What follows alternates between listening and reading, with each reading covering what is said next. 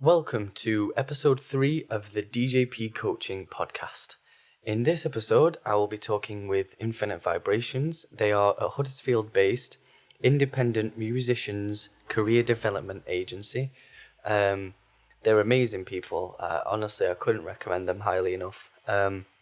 You'll definitely find some useful information from this if you're an independent musician or just anybody in the scene really at all. I really hope you enjoyed this episode, and I will see you in the next one.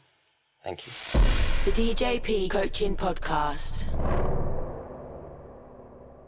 Alright, just to break the ice a little bit, how do you like your eggs in the morning? Fertilised. I like mine with a... What is it? I like mine with a T. No. How do you like your eggs in the morning? I like mine with a... What is it? BBC Radio 2, 7 o'clock in the morning. Yellow school bus. It used to always be on. I like mine with a kiss. I like mine with a kiss. There you go. Yeah, Oh, that's is it? the one. Yeah, I thought it was like orange yeah. juice or something, man.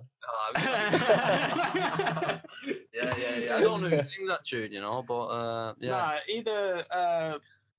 well, my girlfriend likes poached. I like scrambled. Poached or scrambled.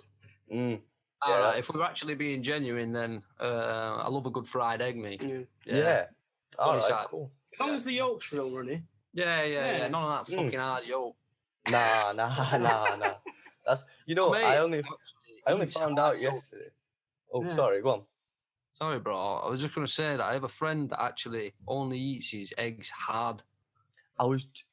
That's mad. I was literally about to say that. Then I was just gonna say yeah, it must be because I saw a video of Gordon Ramsay going off about how you're not supposed to eat scrambled eggs hard or whatever, and I was like, I don't know why I don't like scrambled eggs runny. If that's what they're supposed to be No, like, I don't want to eat scrambled eggs runny. No. That's fucking weird. That's some good Yeah. That's what he said though. He was like, oh, they're supposed to be runny. Scrambled eggs are supposed to be like half runny. I was like, no. The eggs are fucking raw.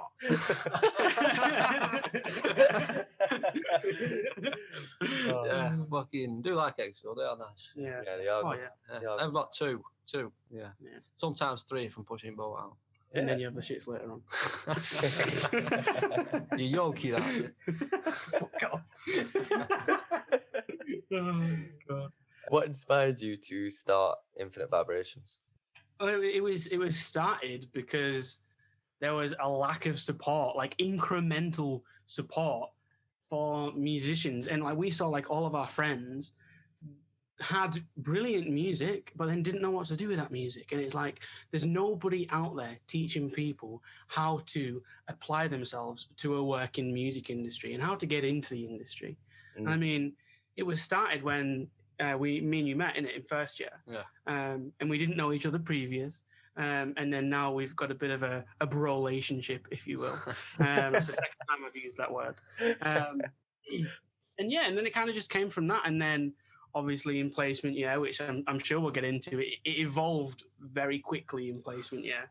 But it started just out of a need to help people and to help musicians specifically, because there wasn't any help for musicians. And just add to add on top of that, most of our friends who went to university, the universities aren't preparing musicians for a working career in the industry. No. Musicians come out of a music production course and don't have a clue how to sell their music or how to actually have a career. So we need to solve that problem because the infrastructure is not doing bugger all. Yeah, there's skills that they're missing out on, and there's skills that musicians need taught other than making music.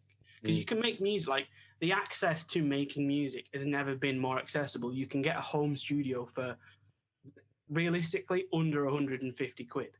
Like you can learn how to make music on your own, but you can't learn how to sell music on your own.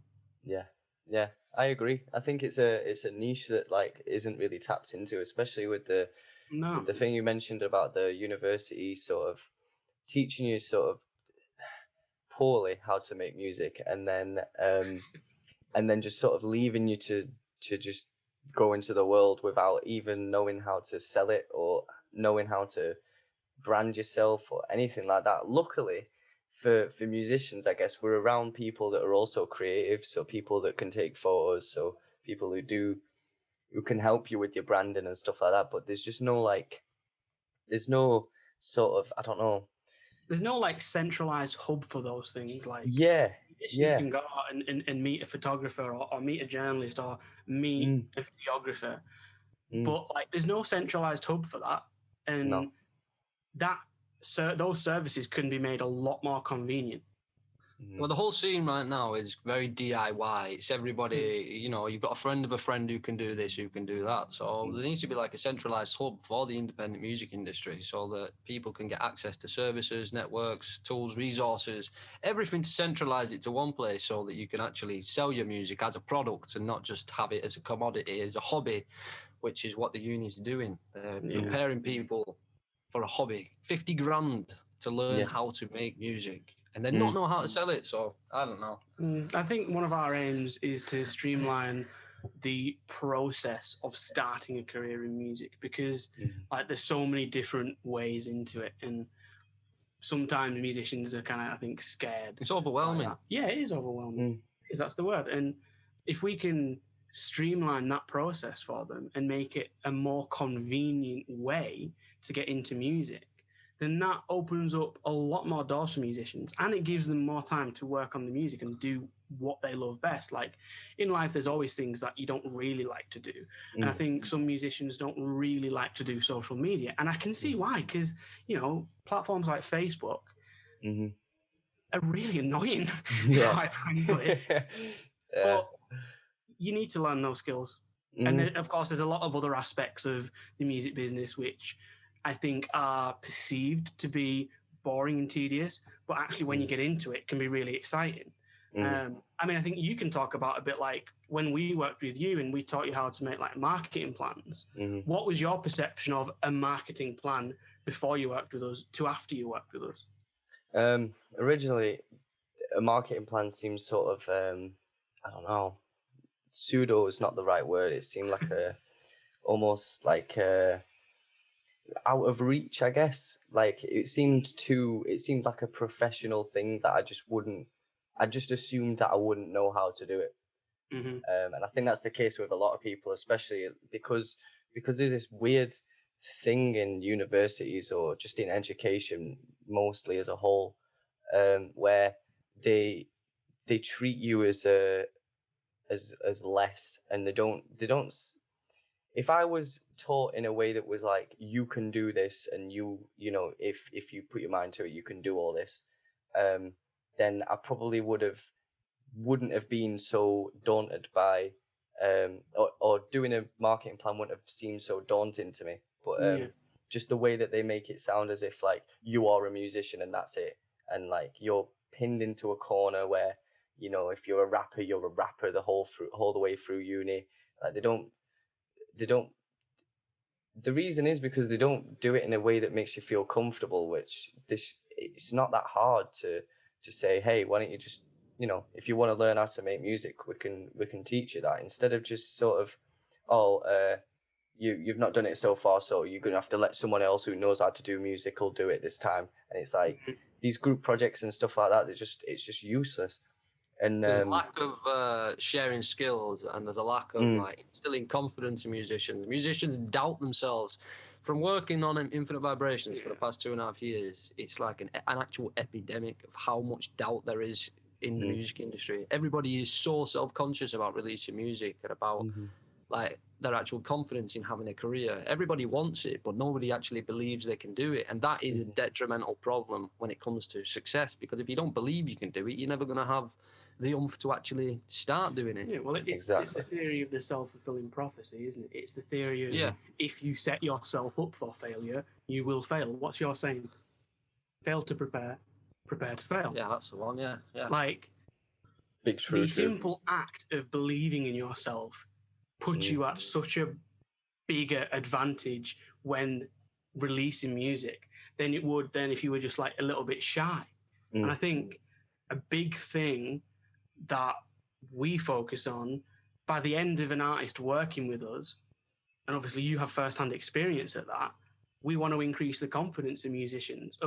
Like above all, there's loads of things that we want to help musicians with, but I think confidence, like you say, it is an epidemic, and people need help with their confidence.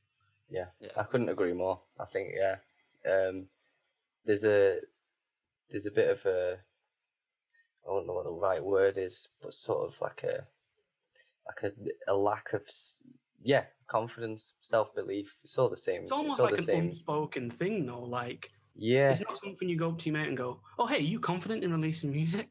yeah. But Like- it's something that should be thought about because it's so important. It's so integral to releasing your music. If you're not confident or you're not comfortable with the stuff you're creating, then it's like, well, why are you doing it?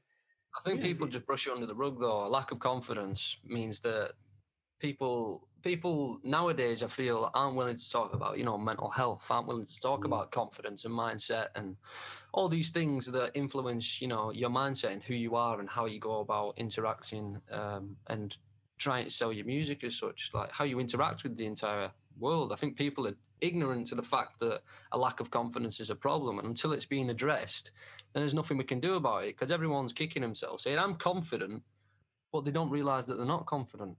If you get what I mean. People aren't fully certain. They don't know what confidence is, kind of. Does that make sense? Yeah. I feel where you're coming from. Like, So confidence isn't just being able to show people your music willy-nilly and just show it to everyone. It's the confidence to know that, all right, if I want to get this EP off to a label, how am I going to word this email confidently so that it sounds like I know what I'm talking about? That sort of thing. It's the untold little rules that you don't get. You only find out through doing it or finding out someone else that's done it.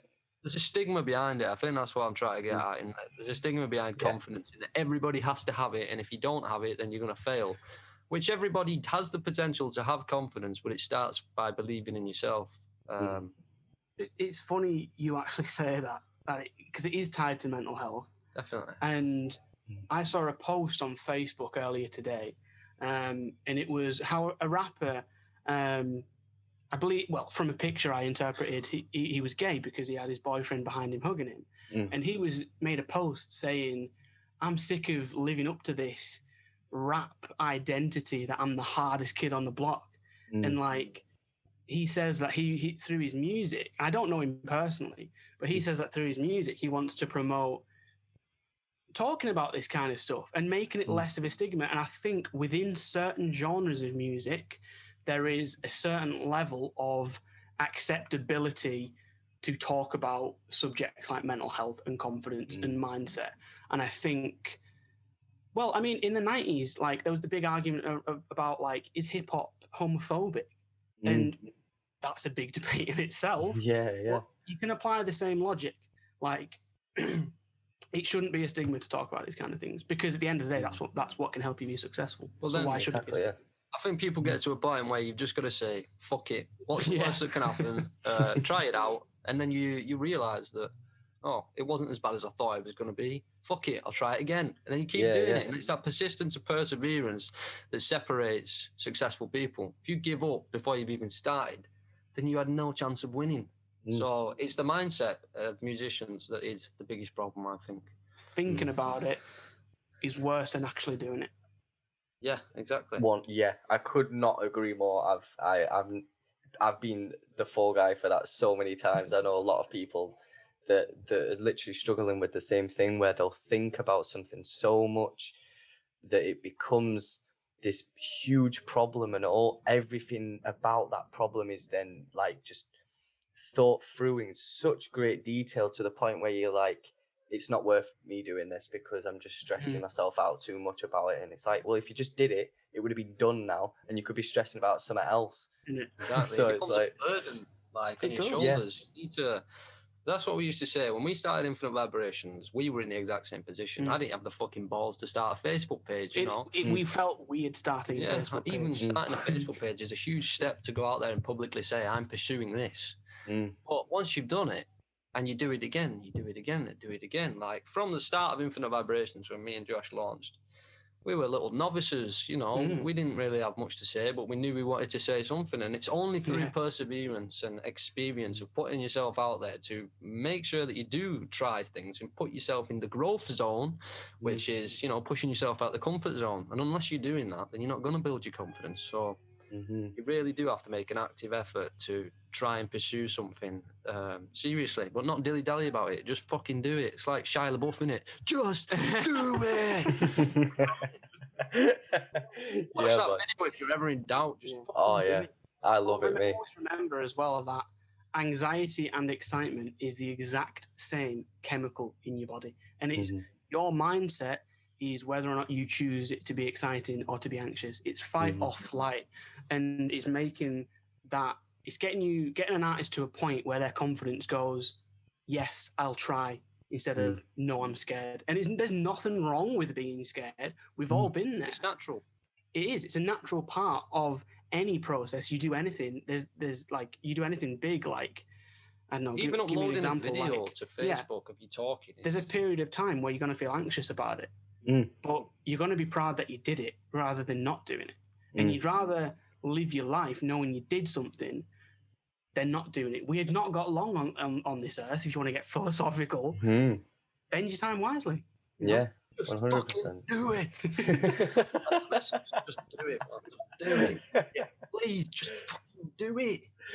Well, I mean, the next question, I mean, I was going to ask, but we've pretty much already gone over that. It was going to be, how would you describe what you do with Infinite Vibrations? But it's sort of right. Well, almost touched I'll just give a once over just in case that you didn't get that prior, because there might be a bit of a different description. So at Infinite Vibrations, our whole sole purpose is to alleviate the pressure of self-employment in the music industry. We empathize with how stressful a career in music can be and how lonely it can be. And we want to be that support and guidance for musicians to hold your hand through the entire process and just give you the advice that I wish I had when I was starting Infinite Vibrations. It's a different business, but it's the same concept. We want to support musicians to have a career in the industry, alleviate the pressure of self-employment and increase employability for musicians. Yeah. Yeah, that's about brilliant. That's all. All right. A little bit more chill. What does your daily routine look like? Daily we'll go probably one each, because obviously you both don't sleep together. Do you want to ask first, Caleb? Go on. Go with Josh. All right. Okay. Right. So, should start off by saying that my daily routine's changed. Now I'm going into my third year at university, because placement year at university, which we did mention just earlier, and I'll give a bit of context to that. So with placement year, what we did is we took Infinite Vibrations to a scheme at Huddersfield Uni called the Enterprise Placement Year. And basically that's an alternative placement year as opposed to getting hired or placement or internship at a company, where instead of working for someone, you work for yourself and you start your own business. Luckily for me and Lewis, we already started our own business. So during that placement year, it was a massive change, and we basically evolved into what we are now, the Musicians Career Development Agency. Back when we started, we launched as an independent record label, but we saw that there were trends in the market for independent musicians, and we saw that to really help independent musicians, we need to move from being a label to being a career development agency. So, yeah, my routines, like both of our routines, were fairly similar in placement year. And you do product design at uni and I do music journalism. Yeah. So whilst we're at uni, they're pretty different. But basically, my daily routine is I get up at like 8, between 8 and half 8. I get up, I get a shower immediately. For some reason, I can't physically sit about like after I get up. Like I have to get up and go and do something. Maybe that's a really bad way of looking at your day, but I have to get up and go and get showered, because then once I'm showered, I can start doing stuff. So I'll get up, go get showered, get some breakfast, whether that's Nutella on toast or 2 oranges, we'll decide on the day, I guess. But yeah, and then in the morning, I guess it tends to be like working on IV, innit? Well, it depends. Like we work on IV, and then I've also got uni, and then I've also got my own journalism brand that I work on. They're like my 3 projects. So in the morning, I might do some uni work, and then at lunch, I'll do some social posts. Only takes half an hour to make a sarnie, doing my social posts while I'm eating. Usually it might take a bit longer than that, but we try to get it down to, an hour.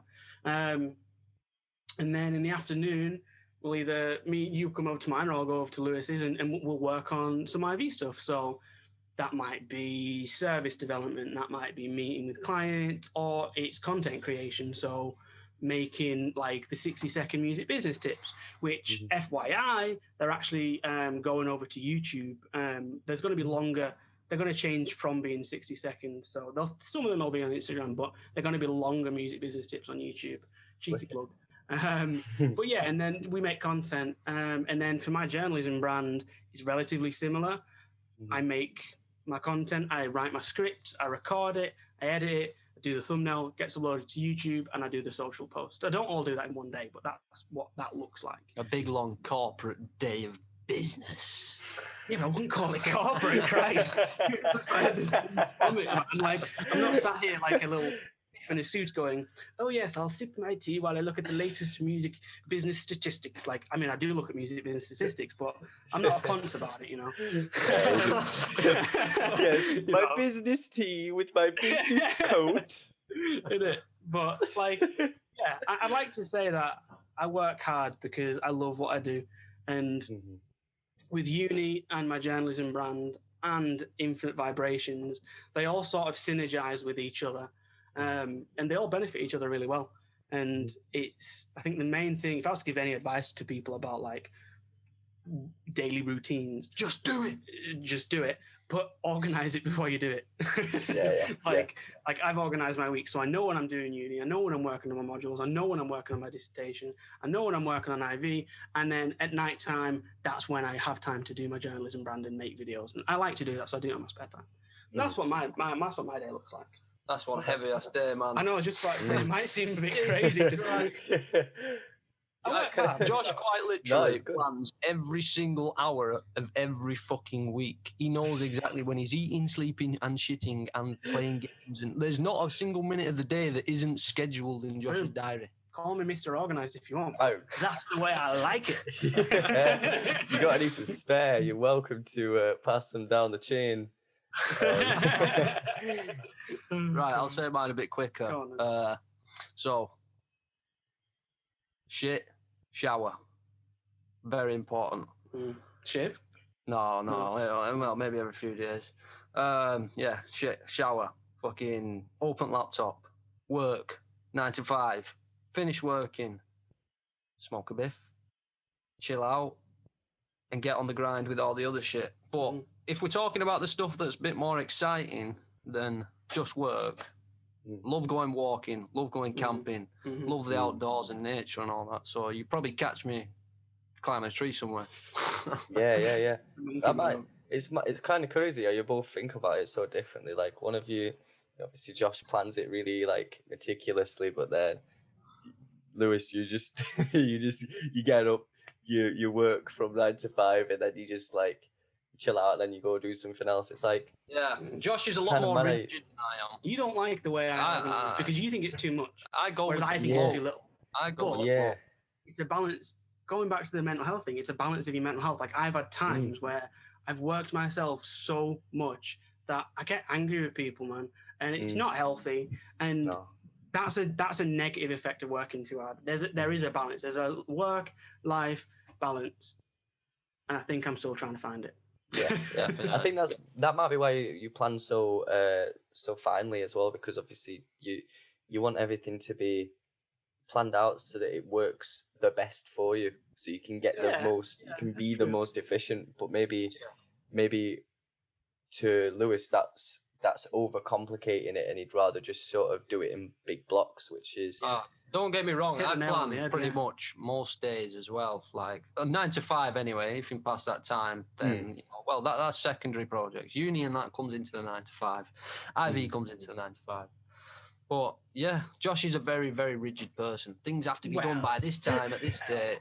Whereas me, I'm a lot more laxy-daisy, I guess you could say. But it always gets done. Yeah. It always does get done. Yeah, so, because as long as you make sure you've got a list at the start of the week, and by the end of the week, that entire list's done. Don't matter how you do it, as long as you've got it done. Exactly. I don't think any way is right or wrong. I think you just need to find something that works for you, and don't sacrifice your mental health for it, because we're all guilty of it. We've all done it in the past.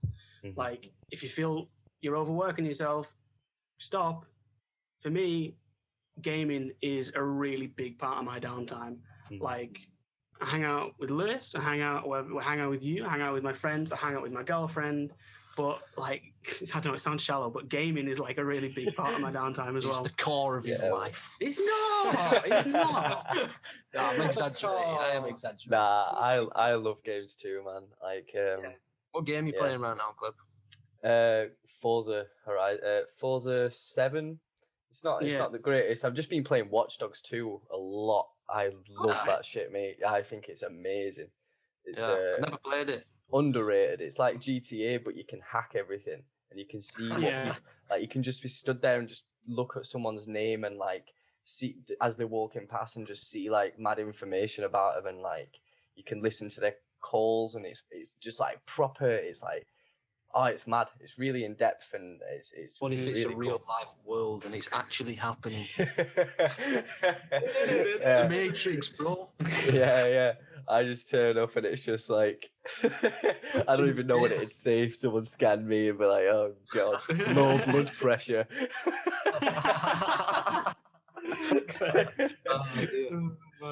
All right, so what's the best memory of your journey so far? Right, you'll have to actually give me a second to think about that. No, I've already figured it. I've got mine. I've got mine. Yeah. No, Is it the same? Was a second. Might be. Let's find out. 3, 2, 1. Launch event. Fucking hell, Josh, you didn't say it at the same time. All right, sorry. All right. You wouldn't be able to hear it if we said it at the same time. Well, like our most recent launch event. Yes, the launch event. Yeah. That's a good one. Mine was probably finding out we got onto our placement year. Yeah, it was a good moment as well, thank God. That is also a big part of our placement year. Yeah, definitely. For me, the InfiniteVibrations launch event, that was absolutely mega. We did that down at the parish on February 28th, and we organised that all ourselves. The second event we've actually ever done, the first one, we only got I think there was about 40 people there in Tokyo's, which is in Huddersfield, which is actually the new parish. Yeah. So it's all weird how it goes full circle. But yeah, we did a gig in February 28th at the parish. Deadlack's headline. Sold out a week before.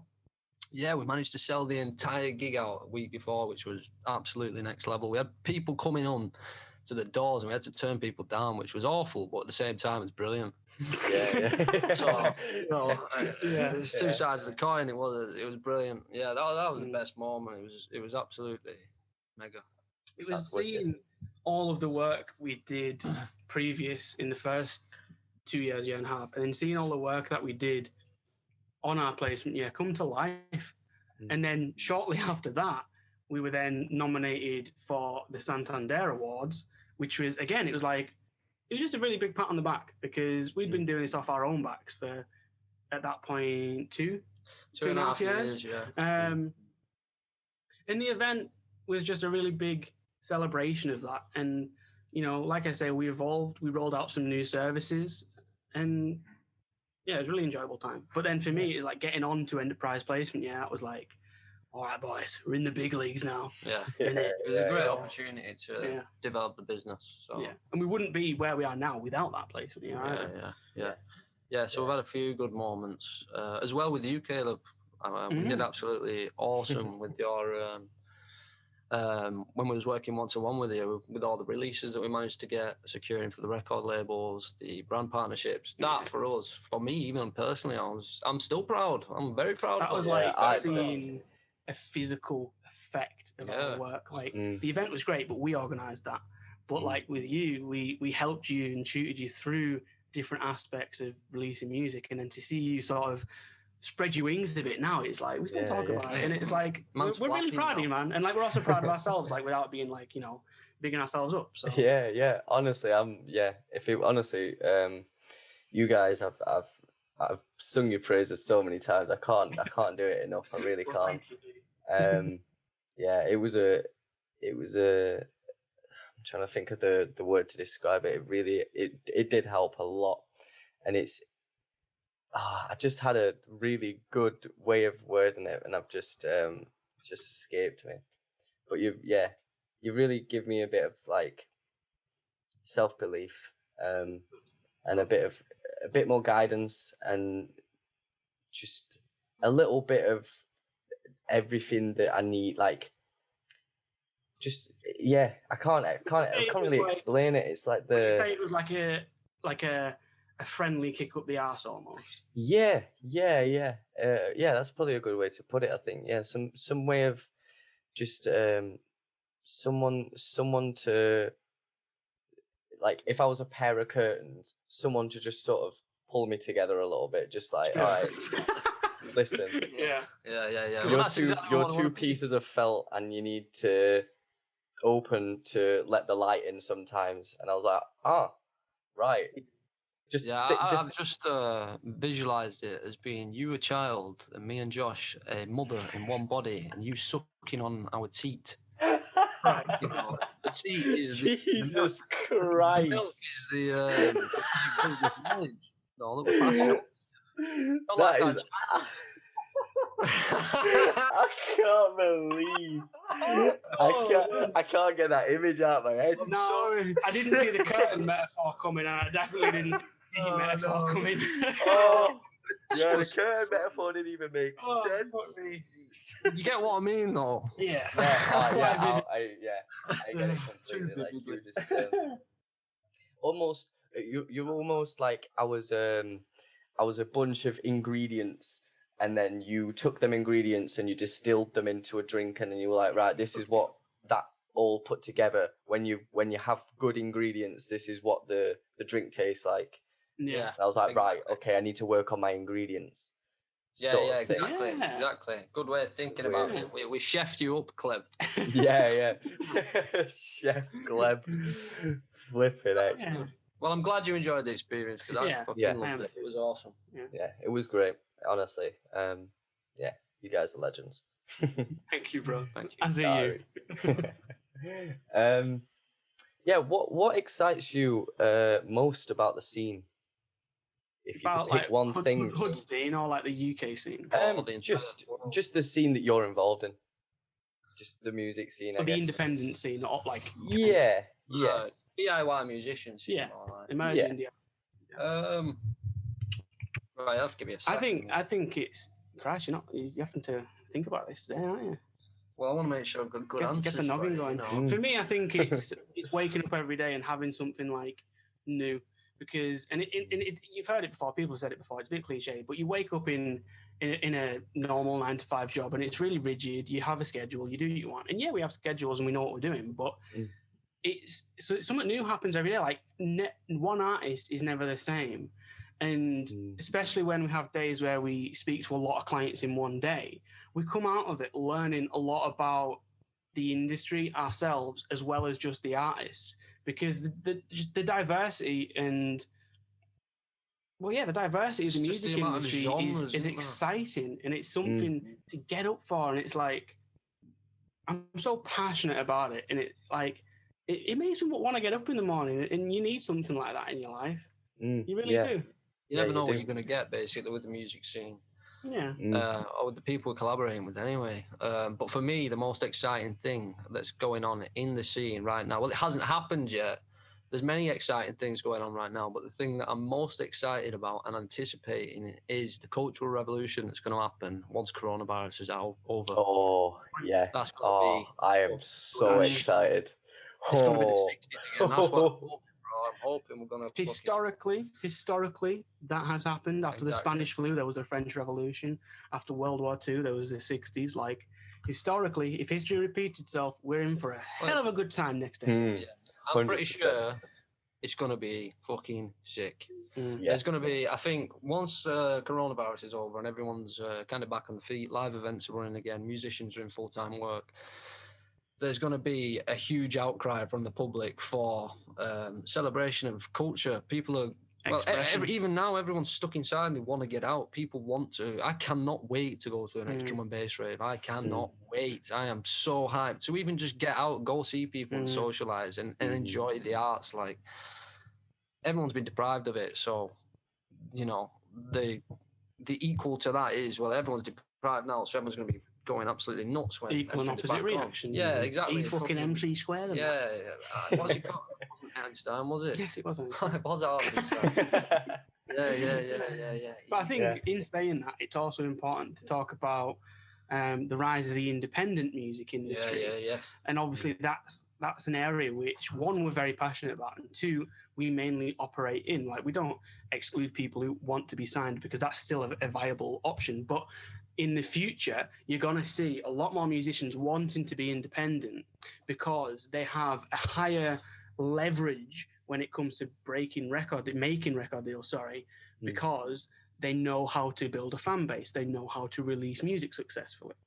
And that's the future of the music industry for a lot of people, and that's what we're seeing. And it's actually something that I'm studying for my dissertation. And the reason I'm studying it is because I know it's coming. Like, there's facts and figures and statistics to prove this. By the end of 2020, the independent music industry is meant to be valued at 9% of the entire industry. Now, 9% might not seem like a lot, but for an independent musician, that is exponential. Point leading on from that, is that, it's 9%, but that's grown 30% year on year since 2017. So the independent music market has grown 30% every year. It's one of the fastest growing industries in the music industry. Well, it is. It is the fastest growing scene. And what I expect to happen is, due to the technological revolution, everybody, from having, say, InfiniteVibrations, who can provide you with the knowledge, resources to actually pursue an independent career in the music industry. All of the resources are out there now. The support networks are beginning to be developed. The scene is growing. There is more support for independent musicians, and record labels, I'm sorry to say, are going to get swept under the rug. That is just how it is. There's going to be a huge cultural boom, and independent musicians will rise. It's going to be a huge punk scene of musicians are going to adopt that punk attitude in. Fuck the label. Rightly so, to be honest with you. Well, not all labels, but not all the labels, but obviously, as every musician is aware, record labels don't have the best relationship with musicians, for the simple fact that record labels sometimes and historically take advantage of musicians because of their naivety and lack of knowledge in the music business, which is something we equip musicians with, so that doesn't happen. But I mean, record labels, in a sense, will get swept under the rug. That, or their position and their purpose in the music industry will change. I think the purpose of a record label will no longer be to break an artist, but to something completely different that not even I could fathom to begin to understand right now. Like, the purpose of a label will change.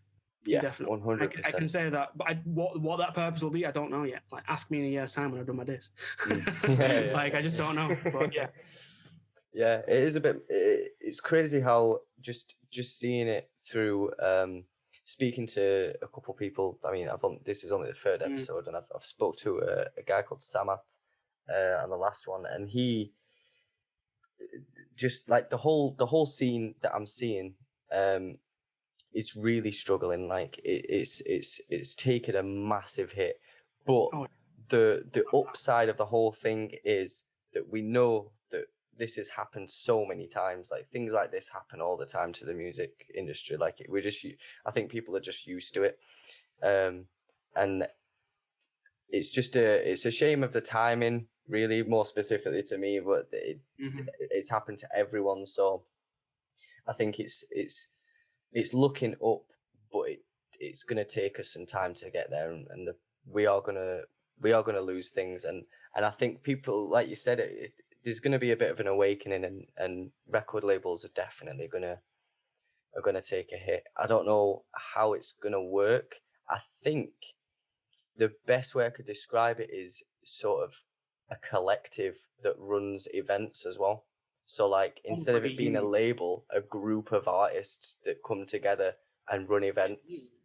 Yeah. So they're like their own brand sort of thing, like BBK or Bridge Collective or someone's a group like people that. are going to start building their own teams in the.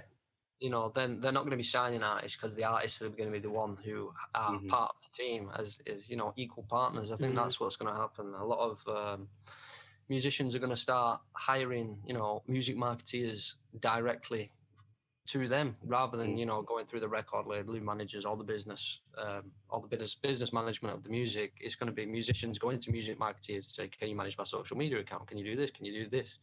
All the elements of a business will be hired solely from the musician.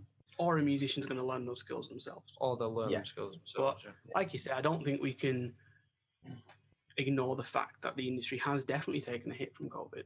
But I think the positive thing is from COVID, this has caused musicians to rethink how they operate their music careers.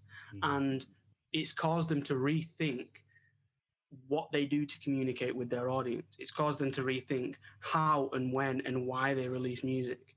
And we're seeing the beginnings of one of the most innovative movements since the dawn of record labels during Motown, when they were kind of invented. And these innovations, such as musicians are using social media more. And like I said, like a little bit ago, musicians tend to not enjoy that. And I said, I see why, but because they're kind of, in a way, their hand has been forced to do this. The only way they can interact with their fans is through social media.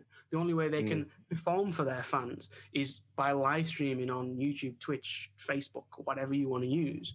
And that's a really positive thing, because these are skills that musicians need to learn. Sometimes they might not want to learn them, or might not realize the value of learning them, but Corona has caused them to learn it. And I think that's a really positive thing. And yeah, live music is taking a bit of a beating from the government right now. I know that the 1.57 billion package was released, but that's not getting into the hands of people that really need it. The parish has actually just been awarded a culture fund, but it took them several months to get it, and they still had to do like a Patreon supportership thing to get through that. If they didn't, they would have gone bust, and they wouldn't have had to get the cultural fund because they wouldn't have existed. But that's a big debate in itself. But I think short term, negative. Long term, positive. 100%. I think however long it takes for us to bounce back from it, regardless, there's going to be a massive influx of people, like, especially with the fact that people will be going back to events again. So we'll actually be allowed to meet each other and have fun like we used to. What's an event? They exist. Unfortunately not at the Live moment. stream, pints in the pub. The lads. Oh, Big bag of tins. Yeah, innit? Carlsberg. Do you think Josh sounds like he's got a laugh like Seth Rogen? He actually does. Seth Rogen. That's amazing. How did I not notice that? What? It's fucking good, that, you know. That's good, that. That's actually good. You've got fucking, what's his face, like Jimmy Carr. Yes. Got some weird Oh man, I don't even know who I laugh like. That's well funny. Just, like Do like Seth Rogen though. Oh yeah, Love Seth Rogen actually. Yeah. Funny motherfucker. good getting guy. old now, though, isn't he? Got grey hair. Everyone's old now, Josh. So are you. You're 21 now. Well, I had a beard in year 8, so I was ahead of the curve. Yeah, go on. Yeah. Bitches. You were left in the Imagine- hospital and you never got picked up till you was 3, Josh. Imagine if when you get older, like your beard. Jesus. As old as you are. Who knows? Not me. You're a test tube baby, Josh. I actually know somebody. Oh, let's not get into that. No. Bloody hell. I was just about to say, would it be funny if when you get older, like your beard falls off like your hair and your head does? Bro, Like people Nah, just not go funny. chin bald. if I ever go bald, I'll leave the house, mate. I recently got it cut shorter than it has ever been. And I like it a bit shorter. If you're wondering what it looks like Dave Grohl when he had his hair shut cut. Shut cut? Cut short. Words. Shut cut. No, if I could never go bald, man. Like, especially my beard. I love my beard too much. I'd lose the hair. If I lost the hair and the beard stayed, fair dinkum. But if I end up losing all my hair, We'll get you a wig, Josh. It'd be a tragedy. It'd be a tragedy. Get you a nice comb over wig. Oh, it'd be lovely that. If you got younger as you grew older, like Benjamin Button. Yeah, Benjamin Button. Yeah. That'd be pretty mad at all. You peak at 40 and then go back down. I feel like I must have peaked at like 10. I'm on my way back down again. Bloody hell. If you could pick one famous person to chat with, who would you pick? Oh man. Can I have top 3 or you want one? You want one, don't you? Yeah. Try if you can try and pick one. Oh God, Caleb, this is a hard question. I'm hitting you with the real question. question. I'd immediately go to, I can't think of. See, if a genie asked me this question, I'd be fucked. He'd already gone back in his lamp. You're self-isolating, lah. No, seriously. Right, okay. Musicians, did you say? Or is it anybody? Anyone. Anybody. Could be anyone. It's 10 times harder than it's meant to be. Yeah, Sabbath said Jackie Chan. Right. Non-music. No, Josh, you can't do this. I'm doing it. I'm breaking the rules. Non-music, Gary V. Because he's a fucking genius and he's a business genius and I love all his content and his stuff's brilliant. Don't know who Gary V is, go check him out. Music-wise, probably Stu McKenzie from King Giz because I adore King Giz and I think he's a genius songwriter.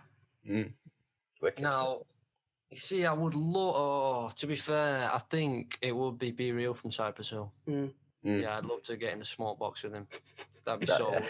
I got a shout out off him once when I was 14. It was 3 o'clock in the morning and I was in bed and he was doing a live stream. I was like, shout out, give me a shout out. He fucking did it as well. He was like, what's up, Lewis Dagger Smith?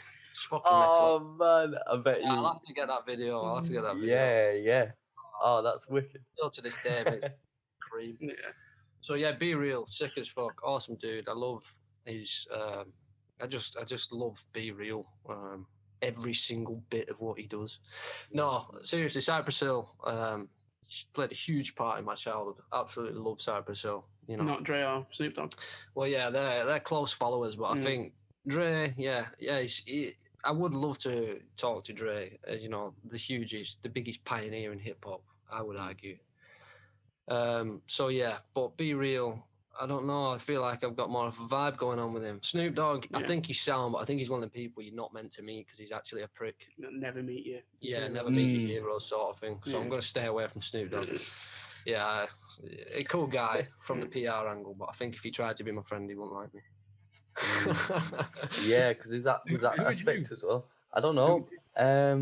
So you've asked us this question. You don't even know what you want. Is that there putting the pressure on? See, the thing is, I was just what you just said then made me rethink it because I usually I would say like I don't know, like someone like Elon Musk or something like that, but I just don't think I don't think I could ask the right questions. I think Elon Musk same sort of dude, isn't he? He's a bit weird behind the scenes. Yeah, I don't think I feel like building relationships. Any question has already been asked. Like, there's nothing I could ask him that's unless it's personal that that's going to provide any use for. Like, he's just not going to want to. He's going to be like, "Who the fuck are you? Stop asking me questions, man." Yeah, if I had to pick somebody that's, I'm not sure. I'm really not sure. Let me think about it. I'll come back to you later on. Well, you're not allowed to do that, Caleb. Your podcast, and you're telling us you're going to come back to us. That's all right, breaking the rules of podcast laws. Laws.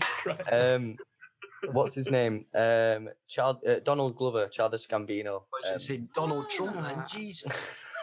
I'd love to meet my boy Don. Yeah. Quite literally, the Don. To roundhouse kick him in the face. Yeah. Donald Glover, I think. Yeah, Donald Trump. If it was Donald Trump, you'd roundhouse kick him in the face. Yeah, that's sweet. Yeah. Just he's a cool guy, seriously. Yeah, sick artist. You've seen Community, right? Yeah. That's where I found him from, actually. Yeah. I haven't seen that. Is it a film? No, it's well, they've got a meme where there were like 6 series in the film, but it's a series and they've got 6 series. Right, it's a series. Yeah. Series 1 to 3, and then you don't need to bother with the rest. Right. Yeah.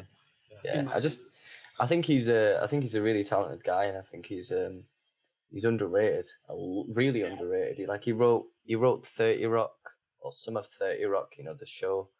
He was a screenwriter for that, or whatever the writer name is called. He wrote for Community. He's also acted loads. But like his album, Because the Internet, I don't know what it. I used to listen to that in college. I used to go home, and I used to just like at night I'd turn the lights off and just lay in my bed, just listening to it. I listened to it so many times over and over and over again that it's like it's so ingrained in my mind now. I can't listen to it. It's like it just brings back too many memories. It's crazy. Yeah. Like I think. See, the only song for me like that from him is tragically, and I hate to say it, so cliche, but Redbone, such a tune. It's a good, honestly. I don't. Fire. Yeah, don't be ashamed of that, bro. Because I think that album. I remember listening to that Me and Your Mama tune. And me and my friend Danny was sat there, and obviously he knew I was a massive fan of Childish Gambino, and I knew he did rap and stuff like that. So obviously I was I was expecting, I'd heard that he wasn't doing that, but I was like still being hopeful, thinking, well, what else could he be doing? And then when I heard that one tune, when the bass, like this mad bass tone comes in, and it's just like, and the drums open up and he just starts screaming, I was like, oh my God, like I got the most chills I've ever got from anything. I just looked at my mate and I was like, oh my God, what is he doing? I was like, where? That's what I look for. Is that when I listen to music, if I get the chills, that means that this shit is fucking good. Like that for me is what I'm looking for, and that's the reason why I listen to music. When you get that, the chills, you're like, oh my God, it's orgasmic. It's a natural thing, isn't it? It's not so you can't just go, oh yeah, no, I like that. If you get freaking goosebumps, you're like, it happens subconsciously. It's one of the things that you just don't. Caress my soul. Yeah. I think that's one of the moments I love moments like that. In fact. There's a lot of tunes by Noisier. I can't believe I didn't say I'd like to meet Noisier, but I feel like everybody in the drum and bass scene, I'd love to meet Noisier. For real. I don't even think I could. You think in electronic, he's good, man. Yeah. Who's this? I'm sorry to go back 2 steps again, but Kurt Cobain. I'd love to go and chat with Kurt Cobain to figure out what the fuck happened. I'm like, was it Courtney? Yes. Did you fucking kill yourself? Yes, it was. What's going down, bro? Like, why did you shoot yourself? Well, we all apparently know why, but yeah, I want to know what the fuck's going down there. I think he'd be a pretty down guy to chat to. Yeah, I think he would be. Yeah, 100%. And David Attenborough, I really like to chill with David Attenborough. Oh, David Attenborough's a shout. Yeah, good shout. Oh my God. Yeah. I mean, maybe I'd feel unworthy. But I'd like to ask a question and someone else asks it for me instead of David Attenborough walks in right now while I'm doing the podcast and he's like, hello. He's like, it's David Attenborough. That was a pretty good impression, that. It was. I think he's 94 now. Is it? Man's getting on. I didn't know that David Attenborough's older brother was the actor in Jurassic Park. Yeah. Richard Attenborough. Yeah, the professor. That's David Attenborough's older brother, yeah. You know the one who's like, who makes Jurassic Park? Yeah, he made it. He invented it. Yeah. Fucking mad. That's sweet, that. Crazy. He invented dinosaurs. Fucking the David Attenborough dinosaurs. Yeah. Why didn't they have David Attenborough cameo as like the voiceover for Jurassic Park? Oh man. Documentary style Jurassic Park. Probably did, and he was like not interested or something. He's like, no, I prefer real animals. Yeah, fuck that, mate. Yeah, little bro or big bro, you can have that one. Maybe it would have ruined the professionality of his voice. Like something a bit not silly, because Jurassic Park isn't silly, but you know what I mean. It's entertainment at the end. Morgan Freeman as well. I think he'd be a good guy to chat to. Are we just naming famous people we like now? There's a lot of people I want to talk to, you know. Bruce Dickinson from Maiden, actually. I'd love to talk to Ozzy Osbourne from Black Sabbath. Oh, no, don't. Nah. Oh, bloody hell. I would love to speak to Ozzy. Oh, I love Ozzy so Michael much. Jackson. No, I'm sorry, but no, not a chance. You can fucking do one. Nah, I'd love to find out some shit. Well, there's nothing to find out as far as I'm concerned. But again, that is a deep fucking hole we can get into. And Elvis, did he die having a fucking shit? Nah, man's living in Cuba. Tupac, Biggie. Yeah, fucking hell. There's many unanswered questions that need solving. Hopefully, when we die, all these answers come to resolution. Yeah, in fact, something, I don't know where this came from, but I saw an article today. I don't know if it's completely true. I didn't read into it. It was just before I came onto this, so it might be wrong. But something about scientists of getting close to finally make, like, I don't know how they're going to do it, but they're basically making contact with a parallel universe. And they're getting close to making first contact with a universe that's parallel to ours.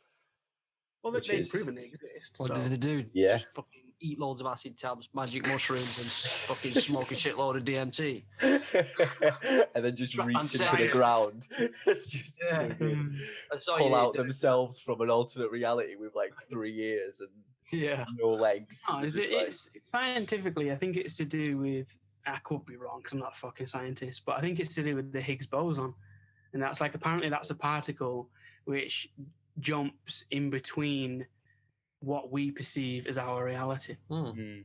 That's the science behind it. And apparently, like, it was other Josh, it was one of our friends that told us about it. And you know, that's the whole premise of fucking Doctor Who with the TARDIS. Like, what powers the TARDIS in science, in the real world? It could be the Higgs boson.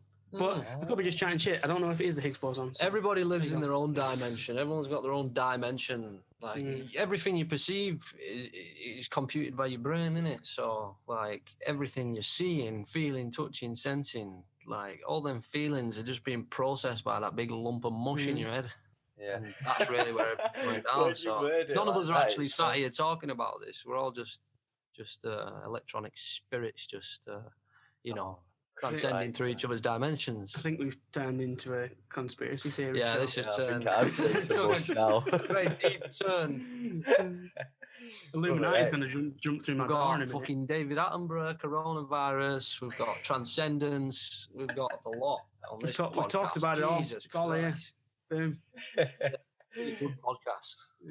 No, I have. I've actually really enjoyed doing this. You know.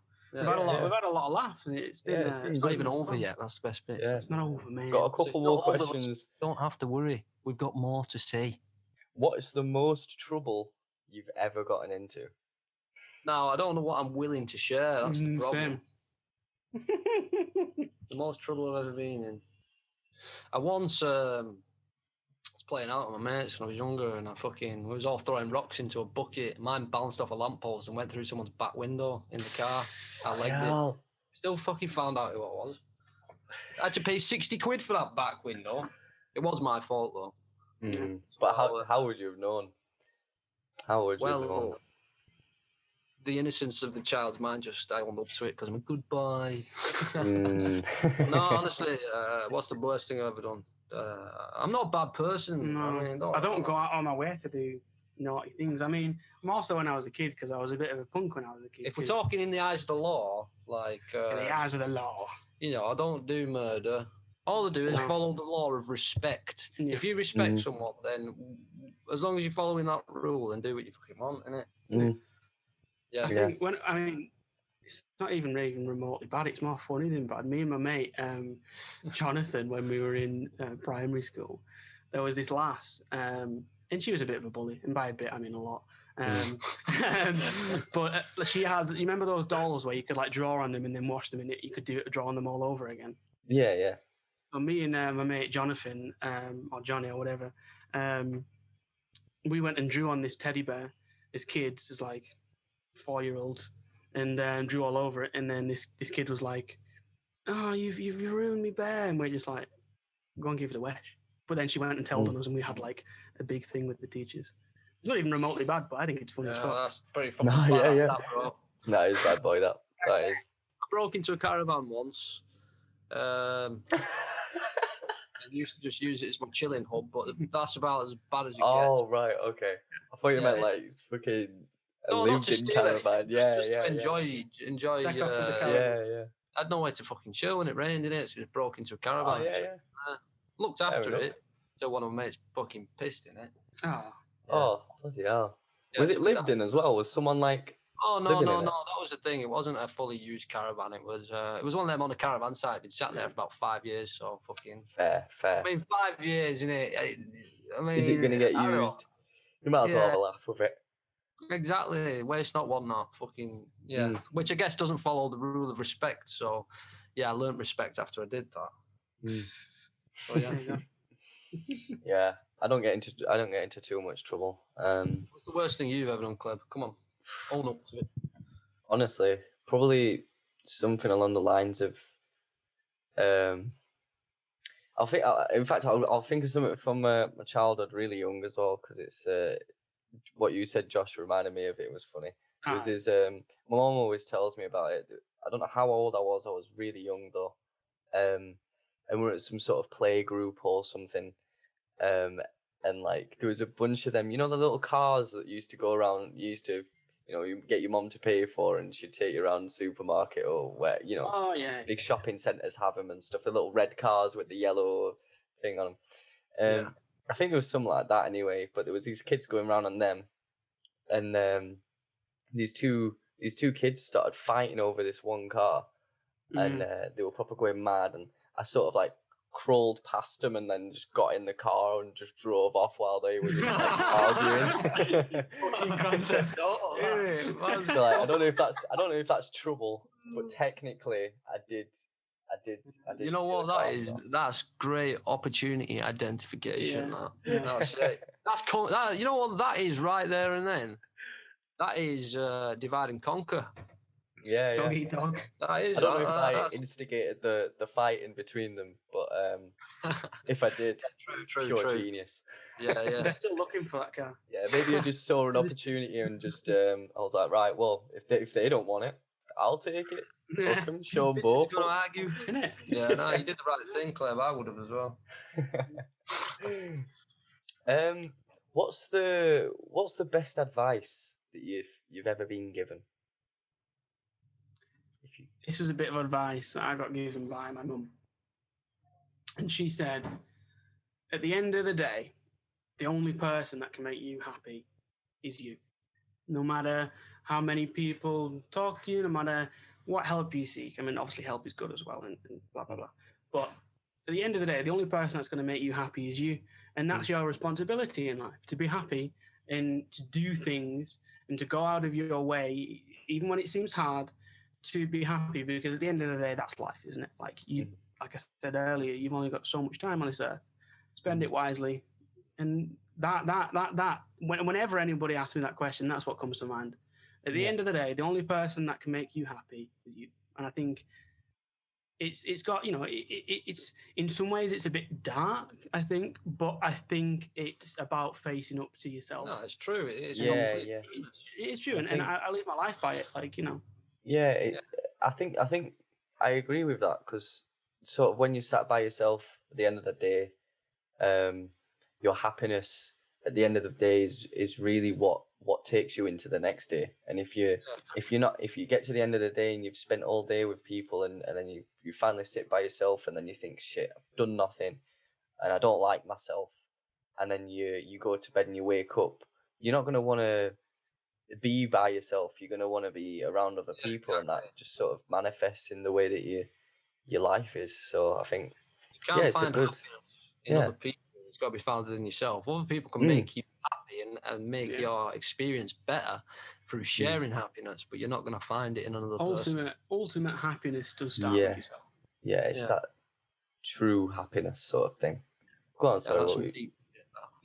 That's a good piece of advice, that, Josh. I'll take that. Yeah. My piece of advice for all you fellow listeners is it's what my mum said as well, actually. So listen to your mums, because they've got good advice. Yeah. It's not what you know, it's who you know. So That is like, I live by that. That is the first thing. Whenever it solves every problem. If you can't solve the problem, you know someone who can solve your problem. So the more people you know, the more solutions you have, the more opportunities you have. You know, for me personally, I'm a very outgoing, confident person. Like, I'm happy to speak to anyone, you know. So that, having that skill in myself has allowed me to open so many doors. In even just like we was talking about before with the confidence, I haven't always been the most confident person. As a kid, I was shy as fuck. I wouldn't even say hello to anyone, you know. But as you grow older, you've kind of got to bite the bullet and say, well, you know, you need to learn these skills in order to open these opportunities. So it's not what you know, it's who you know. The more people you know, the more opportunities you're going to have. If you're ever stuck, you know, you're homeless, like worst case scenario, the more people you know, the more chance you have of survival. Like, not on your network, but your network will, you know, money doesn't provide happiness. You get that from within yourself and from experiences with other people. Got to be able to share it, innit? So it's not what you know, it's who you know. Yeah. That's wicked. Kind of that. Always be kind. Yeah. Even when the other person isn't. Because you never know what'll happen. Be the bigger man. That my mum always told me. Yeah, it's like Biff and Chip sort of books, innit? Moral of the story. Fucking but you don't believe it until you physically live through something where you need that piece of advice. Yeah. What's your piece of advice for me, Cliff? I was always told when I was growing up, treat people the way you wish to be treated.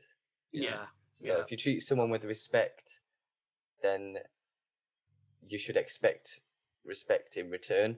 However, that has proven to be not the most effective in life, mostly because you could be nice to someone and then you don't get it in return. So that's had to be adapted. I'm still nice regardless, but I'm still nice. But if if someone, there's a point where you've got to have respect for yourself to not let someone, you know, you could be nice to someone forever and they could just be the worst person to you, but you have to have a point where you're like, right, no, this is where I stand my ground and I'm not taking any more shit. I agree with that. You have to. Yeah. Got to look after yourself first, then your immediate friends, family, social group, and then comes everyone else. And if you work it the other way around, like say, try to find happiness in other people and stuff, then you're doing it the wrong way around. You need to start with yourself, then you can enjoy other people's experiences, and life goes on from there, I guess. Yeah. In an ideal world, everybody would be respectful and everybody would be nice when you got to meet them first time round, and then that would work. But I don't think the world works like that all the time. Well, everyone's at a different stage in their journey, and not everyone's learnt the lessons that you've learnt. So you have to empathise with them and say, well, you aren't the kindest person, but you haven't exactly learned what I've learned through life. You know, you haven't had the experience that has been a catalyst in you learning the importance of respect, or, you know, the importance of like just respect, I guess.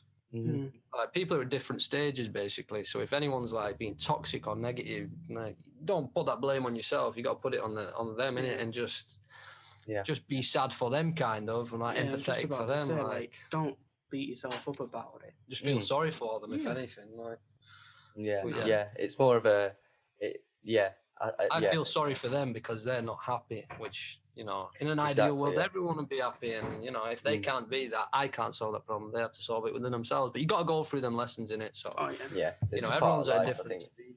Life's a journey, man. And all these little bits of advice you take on your journey with you, and you just sort of pick parts that work best for you, and you just roll with it. And if it works, it works. It's one of them. Doesn't you try? You got to surround yourself by the positive network, innit? It's the people who you're surrounded by it will influence who you become. Oh yeah, that's a biggie. That's a biggie. That's a huge thing. Just like the people in your circle, they are, for me, that's the most important thing. Having what you just said then, I couldn't agree more. Just surround yourself with people that if your circle is negative, you're going to be negative. If if your circle is always, I don't know, partying all the time, there's a higher chance that you're going to be partying, or you're just not going to be in that circle if you don't Well, you are what you eat, and it's the same principle here. You are who you speak to. Yeah. There's that saying, isn't there? If you say something to someone enough, they'll believe it. You've just got to say it a repeat amount of times until it actually. If you say it enough, they'll believe it. Basically. You know? So yeah. Surround yourself by good people. Yeah. There you go. Wicked. That was some deep inspirationalness. Yeah, I love that. All right, if you could change one thing about the industry, what would it be? Second to last one, One thing. Spotify. Yeah. Explain that before I give my point. So there's just a huge top-down approach to the music industry right now. Like, it's us versus them. There is none of us are in this together. The record labels are looking down on the artist. The managers are looking down on the artist. Yet the musicians are the ones who actually generate the wealth. They have the products, and yet they are undervalued the most. So for me, really, there needs to be like a huge reform in just the infrastructure of the music industry, not just in terms of Spotify and streaming services that are exploiting artists and not paying them enough money for, per stream, but also just like we mentioned with the universities not preparing musicians for a working career in the world. Having a career in music seems to be from the infrastructure that's provided by our government. It's just a joke. And everybody who works within the music business, I mean, if you really look into like the deep chain, 90% of the people, this isn't an actual fact, I can't say 100%, but from my experience, 90% of the people who work in the music business don't even have an interest in music itself. They're in it purely and solely because it's a business, because it makes them money. They're willing to invest their money elsewhere. Daniel Ek. Yeah, they're willing to invest their money elsewhere rather than reinvesting it into the, music, the arts, developing their platforms, providing more opportunity. They're just fucking taking a bit more, and leaving fucking artists with not even enough to fucking feed themselves, and got to get a second income, which means they don't have time to work on the music, which means, again, it goes into that mental health and well-being, and it's all just a terrible cycle that the root cause is the people controlling the hierarchy. They're at the top of the ladder. Yeah, the stakeholders, isn't it? Yeah, there's too many stakeholders. I think one key part of that is the stigma that music isn't seen as a legitimate career path. Yeah. And where the fuck does that come from, man? That makes me angry. It makes me sick. I can think of so many examples, and I'm not going to point anyone out, but throughout the time that I've worked in the music industry and been in it, and it's not been that many years, but, I've seen some stuff and I got experience and I know what I'm doing. There's so many people who get told, mainly by their parents, which I think is disgraceful, that music isn't a viable career path. And I see why they're saying that, I do, but they're saying that because of all the issues which the music industry faces. And the music industry shouldn't have to face the inequality of Spotify ripping off artists. It shouldn't have to face the issues of record labels, like brokering terrible deals with these people. They shouldn't have to deal with terrible promoters, like ripping off musicians and then not even promoting the event. And that's not to brush everyone with the same paint. There are some fantabulous, and that's a new word, there are some fantabulous people in this industry who give a shit about music. Yeah. But I think a lot of the issues, from my experience, stems down to music not being seen as a legitimate career path. And that shit makes me angry, man. It does, but then what you mentioned was that, it's parents who say you can't have a career in music. But I think when it comes down to it, that is because there is not enough opportunities created by the infrastructure. That's what I mean. It's like an evil circle, isn't it? The schools, all these, the infrastructure which educates, our society. They aren't saying it's a valid choice because economically, I mean, realistically, it's not going to bring them as much financial capital as, say, everybody working on a fucking, But then we get into the other issue of Spotify not paying artists. It's like every issue is connected to each other. Yeah, And yeah. it's like you kind of need to break that chain. I got told the other day that the term to use for this is a wicked problem, which basically means there's too many stakeholders influencing the situation, so that one man against the rest of the fucking people involved in the situation, the stakeholders.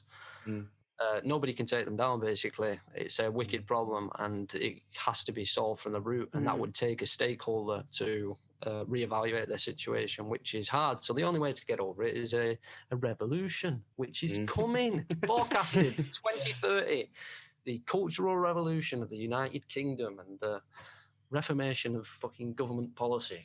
Yeah. Love it. I honestly think it stems from as well. I was watching some videos. It's called Save Our Scene UK, and they've got a YouTube channel, and they've posted videos with Fatboy Slim talking about also loads of different people, like Professor Green, Goldie, the guy from Yeah You, that label, and an events company, and like they're all talking about the same issues, and they're all saying the same thing. But something that I heard recently, which made so much sense as to why they don't think we're important anymore. That's why they're not putting any sort of funding in to support these people that are struggling, is because of the sort of rave culture stigma that you mentioned. That sort of goes against like the actual art itself, and it's more of like seen as it's like, oh yeah, people just do drugs and just go and act stupid. It's nothing serious. It's not a profession. It's just a hobby. It's like childish or something like that, and it's treated like it's not an important thing that has value to people. Isn't that like what the sole purpose of a human is, to like explore consciousness, to create, just to have like to be happy, as Josh said. Yeah. But we're not going to be happy with bums on seats typing, fucking burning our brains out, doing their slave work while they sit there in their ivory fucking tower, drinking the cups of tea, the stosh twats. Fatima really doesn't want to work in cyber. No, Fatima does not want to work in cyber. She wants to be a fucking ballerina, so let her be a ballerina. Exactly that. I could not agree fucking more. Ballerinas. Yeah. Fuck all this unnecessary £3,000 fucking pay rise for the MPs that's on the cards. Have you seen that thing about the ones where they've obviously got like Boris Johnson on there, and it's like Boris Johnson could be working in Greg's next week. He just doesn't know it yet, and it's like, and they're like, it's so sorry, good. bro. Did I interrupt? Right. No, go on. Well, me and Josh were talking earlier today, actually, and it was actually quite funny. It made me fucking chuckle.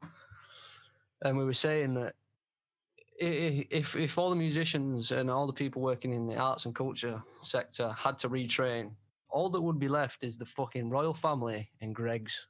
Oh no, that's what we're talking about. We were talking about like the culture of Britain and how like music plays such a vital role in the representation of Britain. And that's not me being like, yeah, Britain's first, patriotic and that, like, fuck that shit. Like, if we took away music from British culture, what would be left? Like you say, royal family and Greg's sausage rolls. Yeah. Who wants to be known for that? I mean, most people already think we're twats for the royal family because they don't like the royal family. No one likes the fucking royal family. Well, you can discuss that again. Like, these are all big ass topics, but I won't tell you my opinion on that because it'll get controversial. But yeah, you know, like that's all we'd have left. We can't let culture in Britain die, man. Like, when you think of music, you think of culture, it's cliche, but one of the first things that comes to your mind for me is the Beatles. And you can argue that the media made them out to be bigger than they are because people debate that they're overrated. But if you just move past that, the Beatles play such an important role in the representation of British culture. And people are willing to now sacrifice that. The next Beatles that comes along. What the fuck are you thinking? The only thing that brings joy to people's lives, let's get rid of it, basically. It goes beyond. It's like my passion going down the bin, and it's like, fuck all those dickheads in the government. Yeah. It's guarantee none of them could even go a week without listening to a song. Yeah. or Oh, a film. no. Yeah, or watching a movie, or going to the Art theatre, or whatever. and all that, Like, Yeah. this is also something Radio, that I changed. yeah, Like, music TV. needs to be Yeah. seen as being important, and music is actually everywhere. And it was a post I put out the other day. If you're in an elevator, a bloody elevator, music's there. If you're in a shop, music is there. If you're in the car, music is there. Music plays a very important role in our lives, and not everybody understands that. And that shit also makes It's a language, isn't it? Because you won't go into an elevator and hear some fucking Prodigy. You'd think, where the fuck am I? What the fuck's going on? It wouldn't make sense. It plays a role in characterizing these environments, in telling you, like, you know, the culture and the norms and values which are held in these different areas. It's a huge part of communicating who we are as humans, and without that, we just become more fucking robots, innit? We just become more systematic and programmed and all that fucking. Yeah. As you can see, we're very passionate about this. Yeah, I can tell. There's something that I thought about recently was like, if they took music away, and then at the end of the day, you know, you go home and whatever you do, you know, when you listen to music, you relax or something like that. They take that away. Where does that outlet go? Like, it goes into work. Can it be transferred into something non-creative? Does that even work? Like, is it? No. Is it going to? We're not meant to be non-creative. It turns into depression, is what it does. It turns into anxiety, crime depression. rates would probably go up. Drug rates. Oh yeah. Gangs would probably increase. It's already going up. Like the mental health scene right now is it's pretty bleak. I don't know if you've heard of a guy called Vital. He's a drum and bass producer. You've definitely heard tunes by him. And he made a post the other day saying how unhappy he is at the moment and stuff like that. And that for me was the part that was like, holy shit, this is someone that's in this like really someone I look up to, and it's just that it's weird seeing it in person, like someone actually who's suffering to a point. Yeah, that if you see Goldie or someone like that talking about it, and they're raging, and they're just saying, look, the scene's going underground. They can go fuck themselves. I don't give a shit what they're doing. Like, at this point now, it's the disrespect has just shown their true colours, and I don't think we're ever going to be like, oh, please help us again. It's too late now. We've done it before, and it's. That's what I mean. People are going to revolt now. The underground scene is going to blow up, which means, again, it just adds to that cultural revolution. People aren't going to abide by the laws because, well, they just don't, innit? You don't want to follow the rules that have been set out that are going to compromise the quality of your life. Yeah, we've got to compromise, with coronavirus and whatnot. We take the precautions, but the fact is that the government is basically saying music comes last. Well, the arts and culture sector come last. However, we'll still keep everything else open, risk everybody else's lives, but you guys can, just suffer, basically. Yeah. I can see why, because obviously it's not going to come first. Like, food and water and shelter and all those other industries and whatever, that's going to come first. But music certainly shouldn't come last. No. Never. Not by a long shot. I think what should come last is the pay rise of MPs in the government. Yeah. If you want a productive workforce, then you need to provide them with arts and culture, because without having these outlets and expressions, people just turn into depressed, unproductive people who don't manage to get much done. Like music, and it soothes you. It gives you energy. Like, what about that is not interesting to a business? Let's play decent music so that they're all energized and vibing, so that they're going to have higher productivity levels. But something happens in your brain when you listen to music that can't happen by doing anything else. And that, we clearly have a connection to music on a instinctual level. Does that not prove that it's important to us because instinctively we need it? But I mean, I've never been taught to like music. I've never been taught to no one in my family's really apart from my dad a little bit, but he's only played in like bands and stuff. He's no, I don't know anyone that's really pursued it as a career. I've never been told that this was an option. I literally went out of my way to find out what it was, and then I decided myself that this is what I want to do. Exactly. It's not you like learn it yourself. It's not taught, is it? Exactly. It's some people grow up and they want to be a hairdresser. Unluckily for me, I just grew up and wanted to do something that means I'm useless, apparently, which is the most ridiculous thing It's just when you can bring in so an much ideal happiness world to like such a big audience. And Yeah. Sorry, in an ideal world. Yeah, in an ideal world, we could just be respected like we should be. I'm not expecting musicians and the music scene to be put on this flipping pedestal. I know we're not, we're not the most we're not a necessity for the country that we're living in. In fact, We are, though. sorry, We are. sorry, That's what I'm we saying. are. No, Like- sorry, we are. We're not all right, Food, yeah. water, and shelter comes first, but music definitely comes second. Music isn't going to keep us alive. 100%. Yeah, we're not as obviously we're not as important as people who are the people that are in charge of the running water in the country or the food or but we're a huge I can't even speak properly. We are so much more important than selling fucking arms to stupid fucking regimes that are just causing wars for no fucking reason other than profit. And that for me is like just fucking I can't even put it into words. I really Jeff Bezos, man, like the amount of money that he has. I've seen so many threads like Twitter and Facebook that have just been like spending his money, actually like demonstrating how much money he makes. It's something like if he made like, I'm sure it may even be more than 10,000, but I'm just going to say 10,000 to be safe. If he made £10,000 since the day Jesus was born, he still wouldn't have the money he has today. Like it just doesn't make fucking sense. He has enough money to quite literally resolve the entire UK and if not many other countries. He has enough money to solve the top three human rights issues. So famine, hunger, and dehydration. I think dehydration will be one.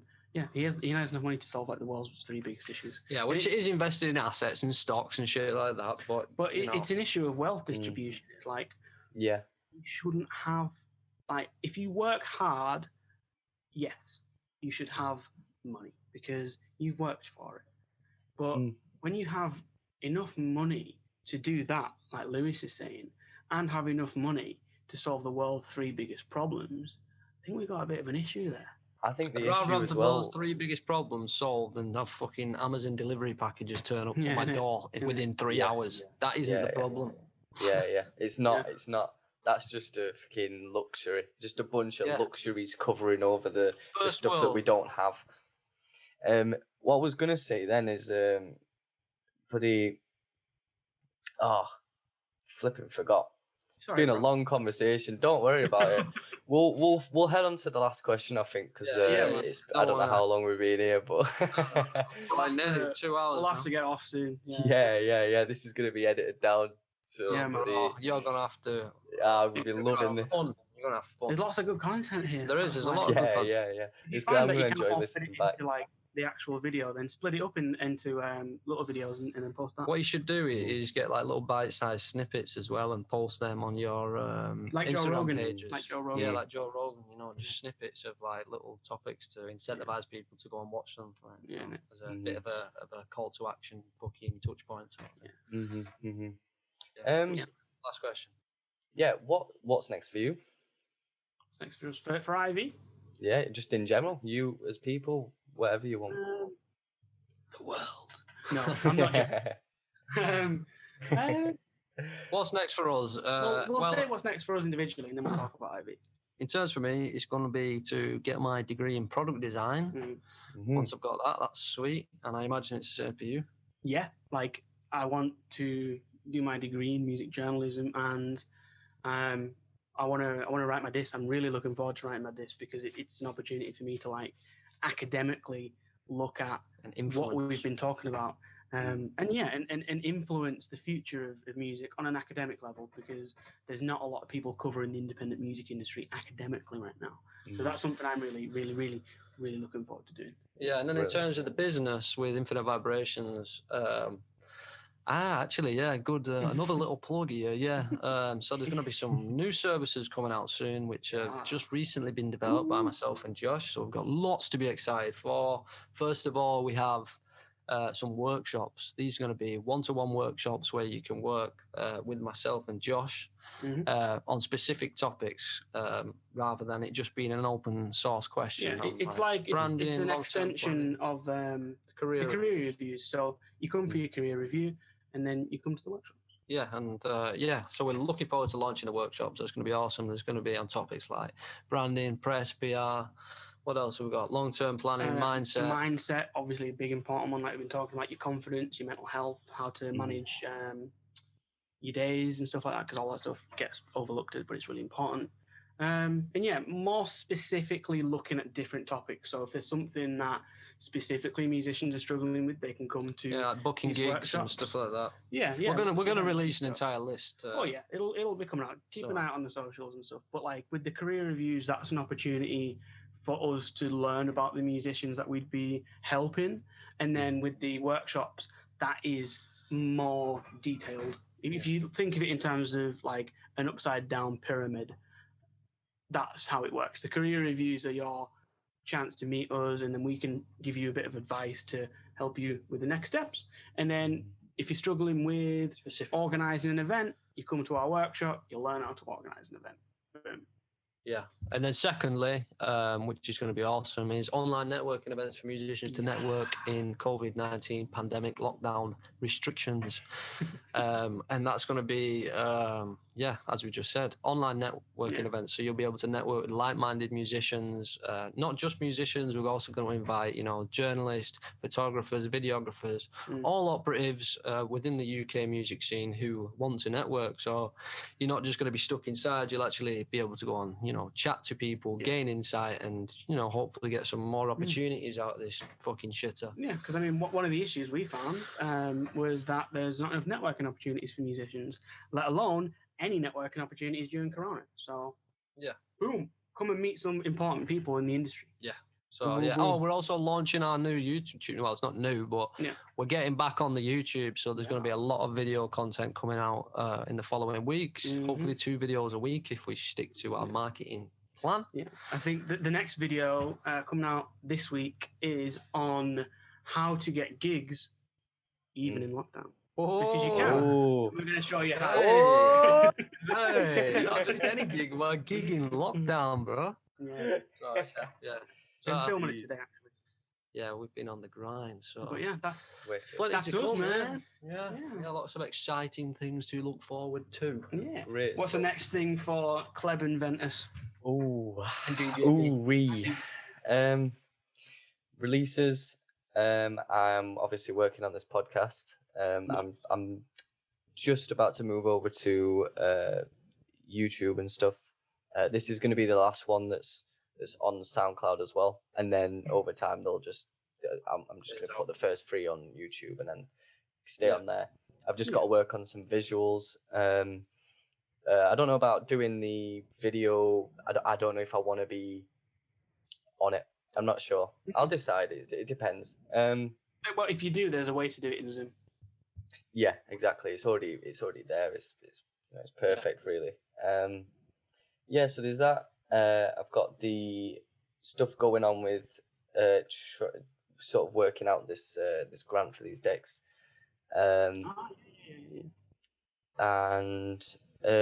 just grafting the releases, just working so hard on music. I'm just trying to learn.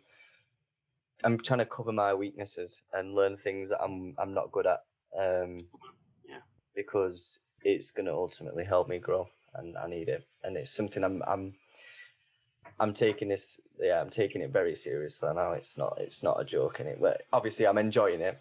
It's fun, but it's also, and it's a passion.